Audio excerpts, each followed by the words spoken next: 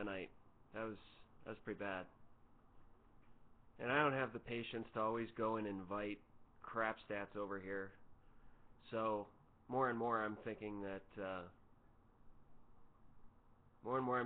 I've got to find a friend who'll code a bot for me. So I'll have to beg, borrow, and steal that away.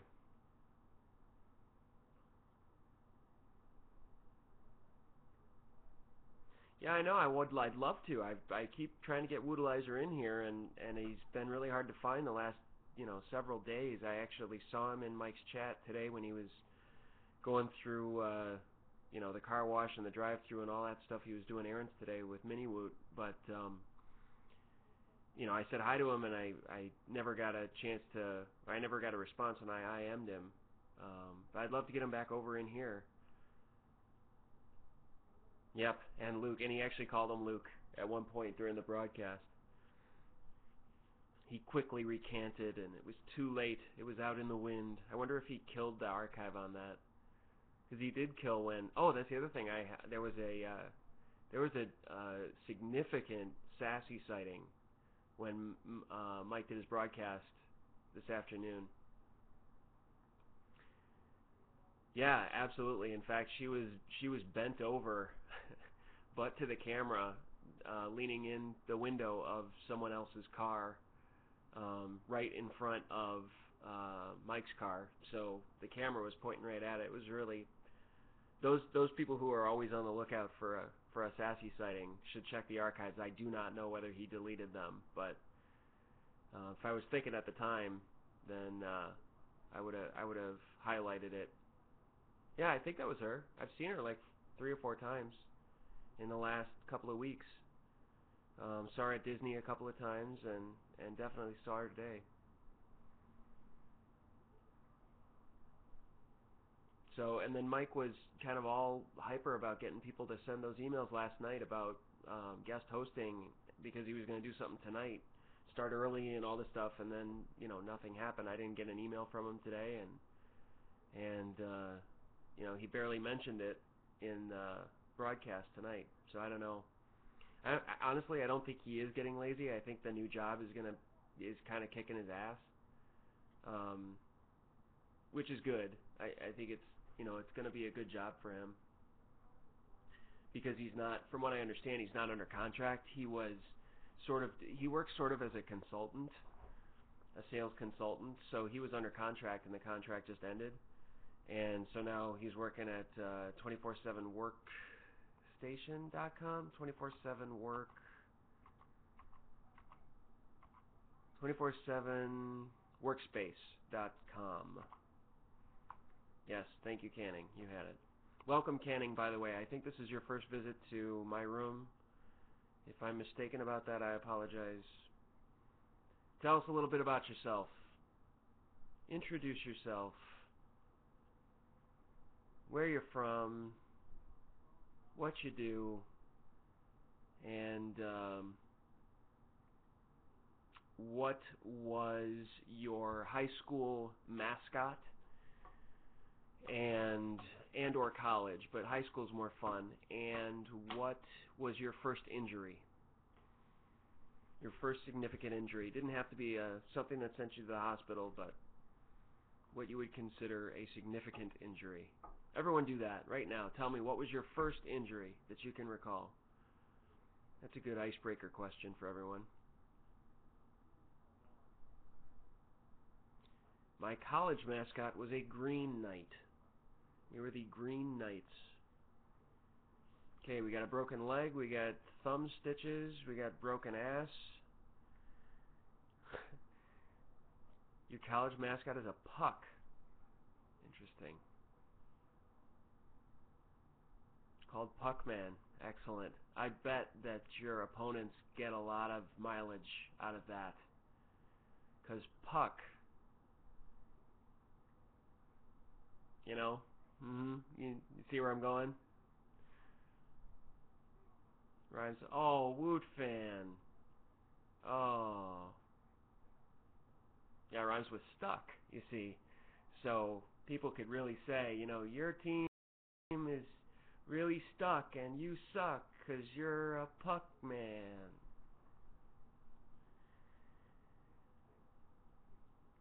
A plant pot. I like how you had to say that it was a plant pot as opposed to just a pot, because then there would be people who thought that your mother was a pothead.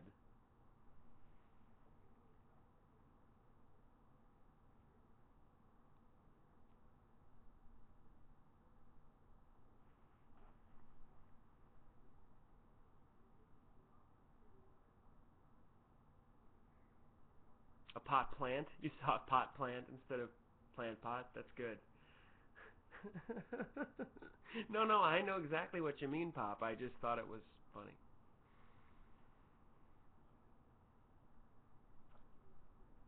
No major injuries for you.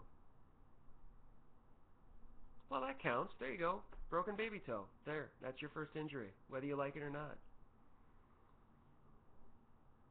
Yeah, I ask that question when I train. As an opening question, sometimes I train a software product at the company where I work that is used in emergency departments.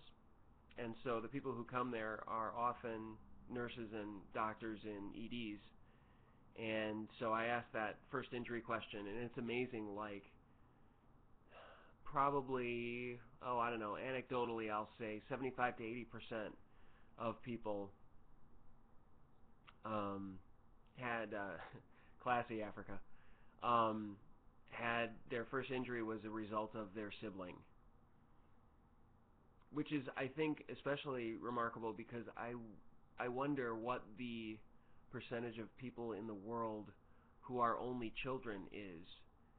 And if that's more than 20%, then we've got some weird stuff going on with math. There you go. See? Brother's fault for D-Max. Oh, man, and the same leg. And a leg break is really bad. Femur?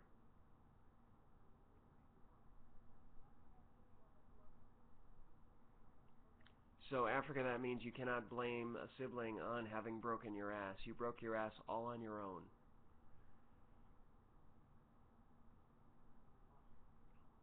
Wow, that's a tough family right there. Hey, Machete.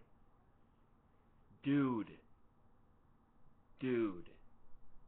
Are you doing that Bud Light commercial, or... Ooh, we got more people here.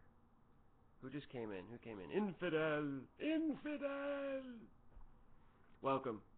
We're doing,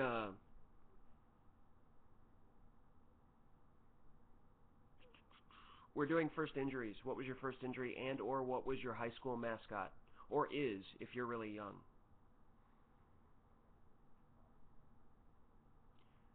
Crap. Yeah, I am, 725-ish down, and only about 125 up. Yeah, frowny monkey, I know.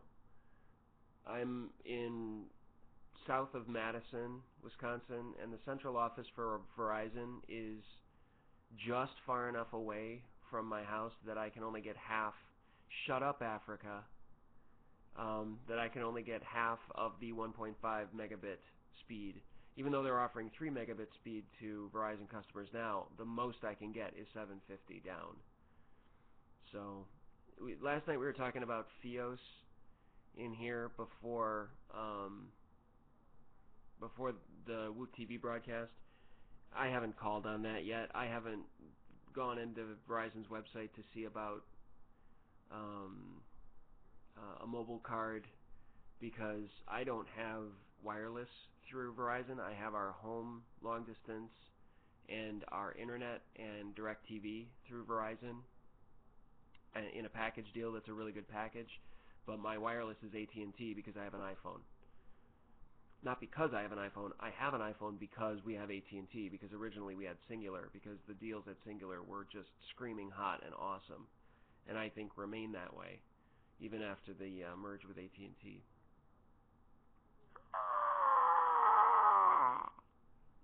That's my Falcon sound. Yes, sorry, it is sleeveless. Infidel, what are you wearing?